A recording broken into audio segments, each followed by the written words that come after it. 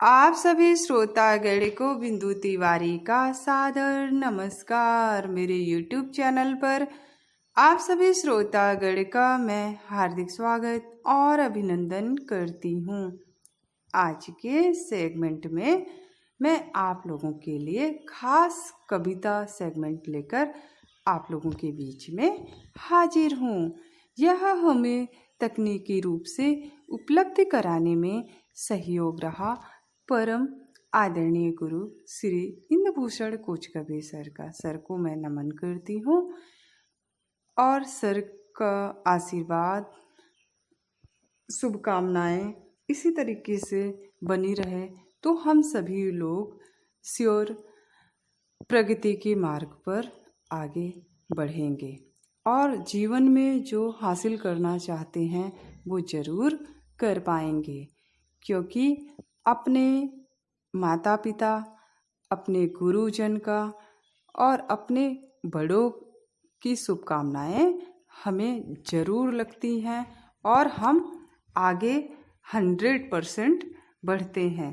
Sir के बारे में इससे पहले सेगमेंट में मैंने बताया है और सर से हम लोग हमेशा मोटिवेट होते हैं, क्योंकि सर आज भी इस अवस्था में भी हमेशा कुछ ना कुछ नया करते हैं और हम सभी लोगों को प्रभावित करते हैं, जिससे कि हम लोग मोटिवेट होकर और हम लोगों के अंदर एक नई एनर्जी आती है और नया जज्बा आता है, हौसला आता है, जिससे हम संसार में जो करना चाहते हैं वो करने की क्षमता दोगुनी हो जाती है। तो चलिए आइए इसी क्षमता के साथ हम सभी लोग सर की बहुत ही सुंदर कविता सुनते हैं। बचपन निर्मल मोह मिसा कोमल बुद्धि निवास, मार डांट व्यवहार से कुंठित हुआ विकास। थोड़ा पाता प्यार वह ज्यादा पड़ती मार, बालक ढोता फिर रहा होमवर्क का भार। खोज रहा बचपन भला मीठी सी मुस्कान, भोलेपन की भावना शिशु जैसी पहचान। पिता कहे अधिकार यह, माता कहे सुधार, गुरु कहते गुरुता इसे दंड दिया हर बार। पशु पक्षी करते नहीं पशुता का व्यवहार, चाहत एक उड़ान की सावक उनका प्यार। अपनी इच्छा थोप कर कहा इसे एहसान, बच्चे दंडित हो रहे बिलख रहा भगवान। सच में बहुत ही अच्छी कविता है, मन को छू ली है, क्योंकि आज वर्तमान समय में कुछ ऐसा ही हो रहा है और सर ने वर्तमान की सच्चाई को अपने कविता के माध्यम से बताने का प्रयास किया है। तो चलिए हमारे जो भाव हैं, हमारे मन में जो भाव आए हैं, जो हमारी आत्मा कहती है, हम इस कविता के माध्यम से आप सभी को बताने का प्रयास करते हैं। देखिए सच में जो बचपन होता है एकदम मोम सा होता है, कोरे कागज जैसा होता है, उसमें कुछ भी सोचने समझने जैसी कोई हमारे अंदर ऐसी बुद्धि नहीं होती, क्योंकि मन एकदम कोमल होता है। उसमें जो हम सीखते हैं अपने आसपास अपने वातावरण से, उससे हम बहुत कुछ सीख सकते हैं। और मार डांट व्यवहार से मन क्या है कि हमेशा कुंठित होता रहता है कि ऐसा हमारे साथ क्यों किया जा रहा है। तो जो हमारा बचपन होता है वो अब पता ही नहीं लगता है, क्योंकि अब बच्चा 2.5 साल का है, उसको स्कूल विद्यालय भेजा जा रहा है और उसके ऊपर इतना ज़्यादा काम पड़ रहा है कि आप समझ लीजिए कि जितनी उसकी एज नहीं है उससे, जितना उसका वेट नहीं है उससे ज़्यादा उसके बैग का वेट है। अब स्कूल गया, वहाँ के सच में जो होमवर्क मिलता है उसको माता पिता उसके बचपन की चीज़ें अब छीन रहे हैं। टीचर्स भी उन सारी चीज़ों पे ध्यान नहीं देते हैं। तो सच में अब बालक के ऊपर एक भार है और वो उन जो वो करना चाहता है वो कर नहीं पाता है। जो उसे नेचर से सीखना चाहिए वो अब नेचुरल चीज़ें अब लुप्त होती जा रही हैं, वो खोती जा रही हैं। वो एक अंदाज हुआ करता था कि बच्चे खेल खेल में बहुत सारी चीज़ें सीख लेते थे अपने आसपास के वातावरण से, अपने बड़ों के पास बैठकर, अपने दादी नानी से कहानियों के माध्यम से। लेकिन अब जो आज का समय है उस टाइम में अब सिर्फ स्कूल और होमवर्क के बीच में लोगों को बांध दिया गया है, बच्चों को बांध दिया गया है ख़ास तौर से, और माता पिता इस चीज़ को स्वीकार कर लिए हैं।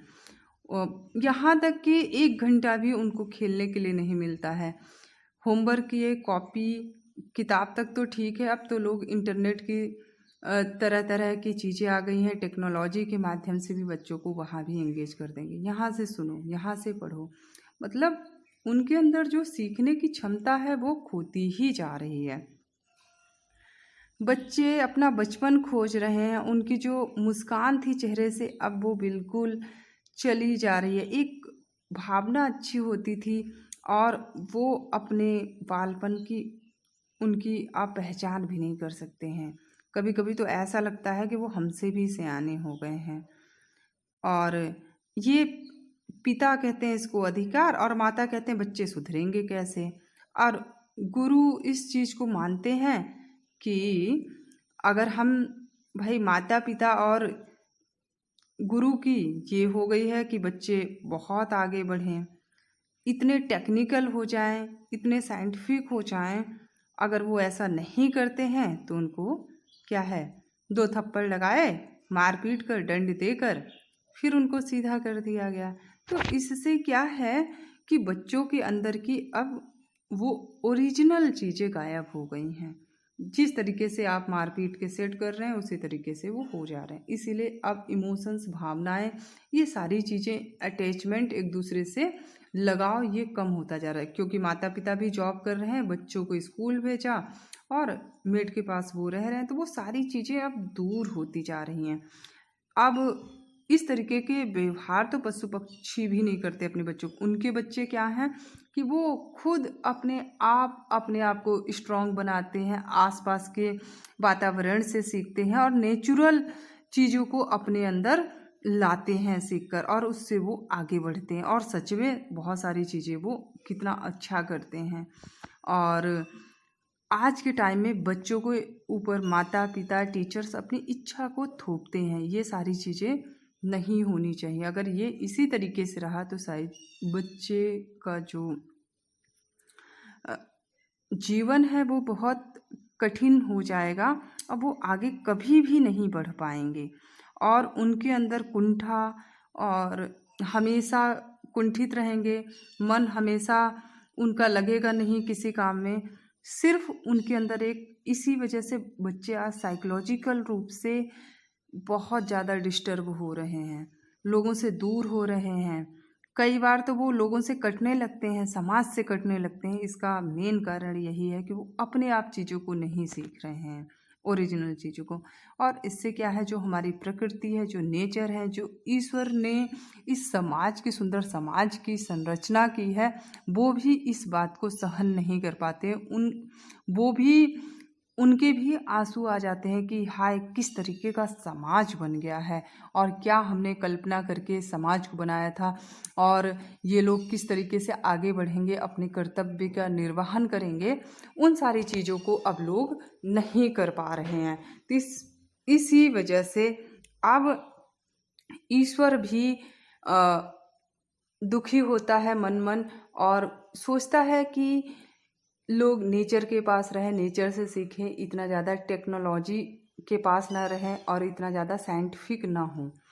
क्योंकि आप जब इन सारी चीज़ों के पास बैठते हैं ना तो आपका माइंड बहुत अच्छा रहता है और आपके अंदर अच्छे अच्छे विचार आते हैं और इससे क्या है, सर्व कल्याण की भावनाएं आती हैं और संसार में आगे बढ़ना है तो इसी तरीके के भाव आपके अंदर डेवलप होने चाहिए। एक मैंने सेमिनार अटेंड किया था, वहाँ किसी प्रोफेसर की बात मैंने सुनी थी कि वहाँ पर हम बातें तो बहुत बड़ी बड़ी करते हैं, हम पूरे संसार का कल्याण करेंगे। संसार का कल्याण जब आप करेंगे जब देश का कल्याण करेंगे। उनकी बात बिल्कुल सही लगी। देश से फिर आप राज्य का करेंगे, राज्य से उसके बाद डिस्ट्रिक्ट का, डिस्ट्रिक्ट के बाद आप अपने गली मोहल्ले, अपने आसपास के लोगों का, अपने घर का। इतना तो आप कर ही नहीं पा रहे हैं, अब कहीं खड़े होकर आप पूरे संसार की बात कर रहे हैं तो कैसे संभव हो सकता है। तो आपका ये कारण, यही कारण है कि क्योंकि हम अपने आप को पहचान ही नहीं पा रहे हैं। तो सर की कविता बहुत ही अच्छी, एकदम मन को छू लेने वाली है और सर इसी तरीके से हम सबको मोटिवेट करें और आगे बढ़ने की प्रेरणा दें और उनकी जो शुभकामनाएं हैं वो हमारे साथ रहेंगी। तो सच में हम लोगों के अंदर जो भाव है वो ओरिजिनल आएंगे और आगे कुछ करने की क्षमता हमारे अंदर आएगी और जो आएगी वो बिल्कुल अच्छी होगी, सबके लिए कल्याणकारी होगी। तो बस यहीं पर हम आपसे इजाज़त चाहेंगे। इस वीडियो को उन तक ज़रूर शेयर करिए जो लोग इंटरनेट सेवा से वंचित हैं। आप सभी का आदर सम्मान और स्नेह पाकर हमें बहुत खुशी प्राप्त हुई।